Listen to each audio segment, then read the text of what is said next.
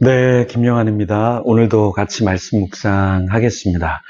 마지막 때 날짜를 말하는 것, 그거 굉장히 조심해야 합니다. 2030년, 2040년, 언제 예수님이 도래하신다, 나에게 말씀하셨다, 이런 사람들은 거의 2단, 3단, 4입이다. 성경에서도 마지막 때의 그 날짜는 아버지만 아신다 그랬는데 그 날짜와 시기를 마구 이야기하는 것, 물론 우리가 말세가 오고 있습니다. 준비해야 합니다. 이것은 우리가 말해야 합니다. 그런데 내가 하나님이 되어서 이 날짜야, 이때야 이렇게 말하는 것은 거의 2단, 3단, 4입이다라는 것 기억하시면 좋겠습니다.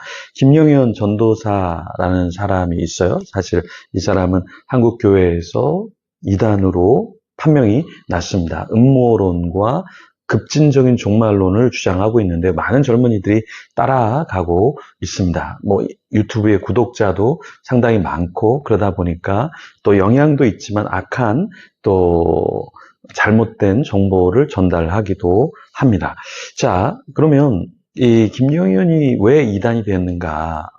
여러 가지가 있는데 첫 번째 뭐냐면 성경이 비정통적 해석이다라는 거예요. 그러니까 자기만의 독특한 방식으로 해석하고 또 기독교 신학과 조금 어긋나는 그런 이야기를 하는데요.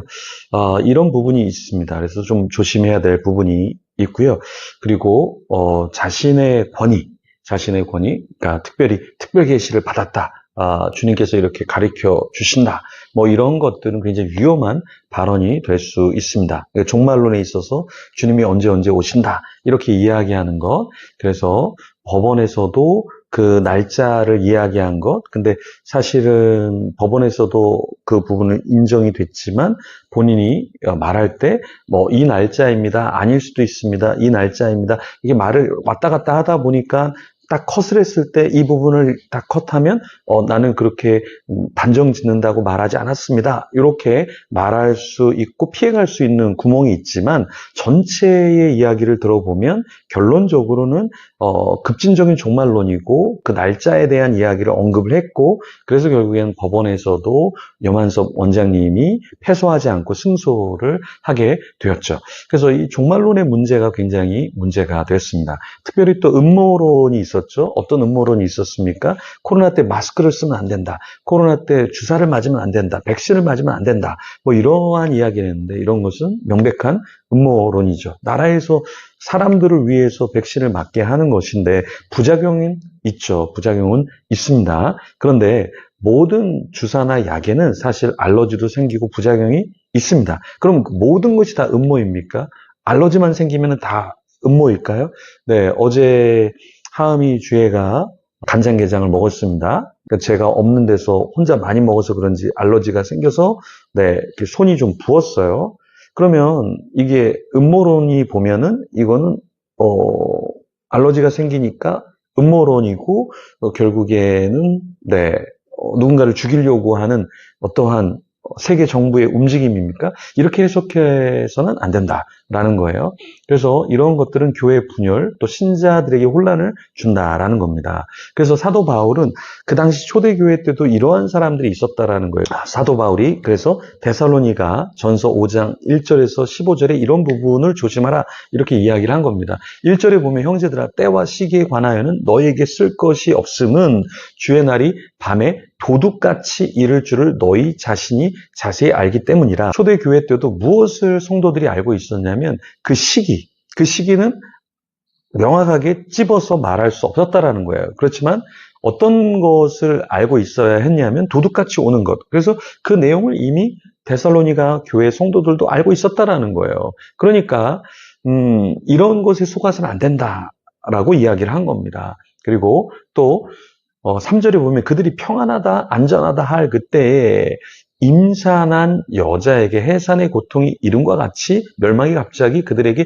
이르리니 결코 피하지 못하리라. 이 말은 뭡니까? 마지막 종말은 도둑같이 온다. 그러니까 우리가 항상 준비해야 된다라는 말이죠. 그렇죠? 그래서 사도 바울은 종말의 때가 없다라고 얘기한 것이 아니라 종말의 때가 있다. 그렇지만 그 때와 시기는 불분명하다. 그러니까 어떻게 해야 된다? 우리는 항상 주님이 오실 날을 생각하면서 도둑같이 임할 수 있으니까 우리 자신을 아주 정결하게 거룩하게 준비시키고 흰옷을 입고 맞이할 준비를 해야 된다라는 거죠. 여기 흰옷은 거룩을 이야기하는 것이죠. 그래서 오늘날에 참 많은 사람들이 우리를 미혹합니다. 그래서 우리는 깨어있고 바른 신학, 바른 성경적인 가르침을 계속해서 우리는 받아야 한다라는 거예요. 그래서 사도 바울도 5절에 뭐라고 얘기하냐면 빛의 아들들이요 낮의 아들들이라고 우리 성도들을 향해서 그렇게 이야기를 했어요. 그러니까 빛의 아들이고 낮의 아들이니까 우리는 밤에 속하지 않은, 여기 밤은 영적으로 타락을 말하는 거잖아요. 그러니까 타락하지 않는 존재로 우리는 계속해서 서 있으면서 주님을 맞이할 준비를 해야 한다라는 것입니다. 그래서 사도 바울은 그러므로 우리는 다른 이들과 같이 자지 말고 6절에 오직 깨어 정신을 차릴지라 이렇게 사도 바울이 말하고 있어요. 좀 정신을 좀 차려라 이렇게 이야기를 하고 있습니다. 제가 원고를 좀 쓰고 있는 게 있는데 거의 탈고를 했는데 그 내용이 뭐냐면 한국 교회가 지금 어떤 방향으로 가고 있느냐, 그래서 왜 다음 시대가 이렇게 안 되고 있느냐, 왜 교회가 무너지고 있느냐, 그 부분에 대해서 이제 원고를 쓰고 이제 책이 나올 텐데 그 책의 취지는 뭐냐, 우리가 지금 굉장히 정신을 차리고 있지 못하다, 왜 다음 세대들이 교회를 떠나고 왜 교회가 안 되고 교회가 무너지느냐, 목회자들에게 문제가 있다, 교회에게 문제가 있다, 구조적인 문제가 있다. 그러니까 정신을 좀 차리고 우리가 건강하면 우리 교회가 산다, 다음 세대가 산다, 이 이야기를 제가 원고에 하고 있는데요. 공저자들 같이 글을 쓰는 사람들이 있는데 그분들에게도 제가 부탁하는 이야기가 있습니다. 뭘 부탁하냐면 그냥 진부한 데이터, 진부한 어떤 이야기를 하지 말고 지금 시대의 흐름이 어떤가, 그리고 우리는 어떻게 해야 각성하고 회개하고 개혁하고 새로운 길을 모색하는가. 여기서 말하는 새로운 길은 뭐 특별한 길이 아니라 주님이 말씀하시는 성경적인 그 길로 다시 어떻게 우리가 갈 수 있는가, 그것을 좀 고민하는 글을 써달라. 그래서 우리가 좀 한국교회를 깨우자 이렇게 이야기를 하고 있습니다.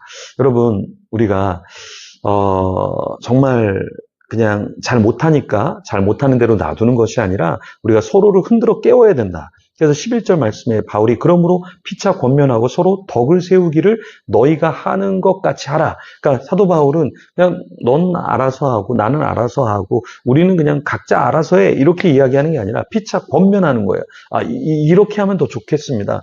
또 서로 덕을 세우기를 노력하는 거예요. 그래서 이걸 도우면 좋겠습니다. 이걸 위해 기도하면 좋겠습니다. 이렇게 하나님 나라를 추구하면 좋겠습니다라를 계속 서로 이야기를 해야 된다. 그러니까 영적으로 죽어 있다라는 건 뭐냐면 다른 사람에게 교회의 선교지에 관심이 없는 거예요.